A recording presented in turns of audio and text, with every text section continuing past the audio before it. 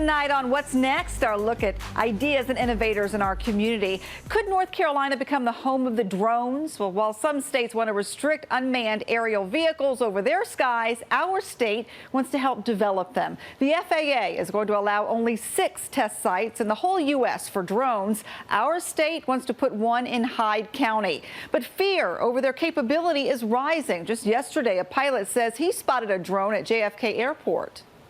Kennedy Tower, Italia 30, just for information, we just saw a little drone below us.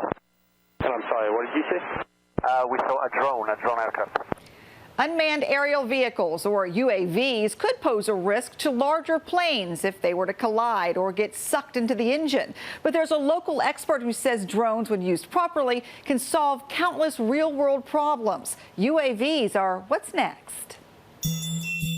This hummingbird may not even get a second glance, but it is no average bird. So they're ideal for going into buildings. So the nano bird just flew right into the building? Absolutely, came straight in here, it's in there somewhere, and you can see its views. The nano hummingbird is a drone controlled by a handheld remote.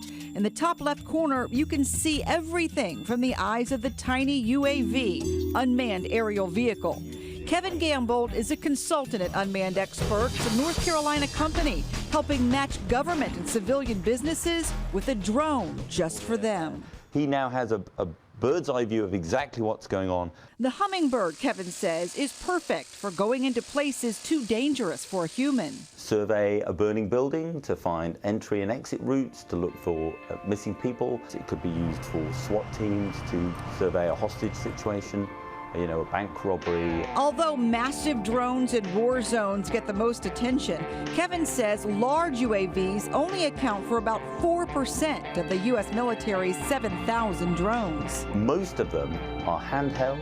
They carried in a backpack. Small enough, many times, to go unnoticed in the crowd, like the drone surveying this riot in Poland. This thing is probably about this big. Hovering above the active crowd, it can now give law enforcement the view it needs to determine the critical next move.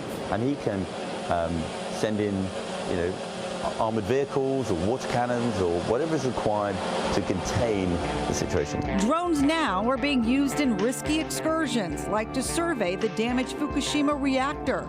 Police, fire, and rescue, Kevin says, are calling more now on drones than helicopters. Land surveys, so we can do mapping and imagery, we can do herd management. They are counting rhinos in Africa. While helicopters have a price tag into the millions, Kevin says a small drone costs a fraction of that. You wouldn't get much change out of $150,000. So what does the drone future look like, according to Kevin? I'm out watering the grass and I hear this little humming noise and I look up and a drone flies down my street examining all the street lights to see which ones are broken. And he says it'll be no big deal. So next month, the FAA could make a decision on the drone test sites. It's something that could bring millions of dollars in economic development to North Carolina. It's really cool. It is. The applications are endless. It could save lives, like you said, but there's the privacy thing. You know, like, where are these things going to be? Yeah, that is a lot of concern. People worry about the whole big brother aspect of the whole thing, but there are rules in place for that. Currently, unmanned aircraft vehicles have to be within the operator's line of sight.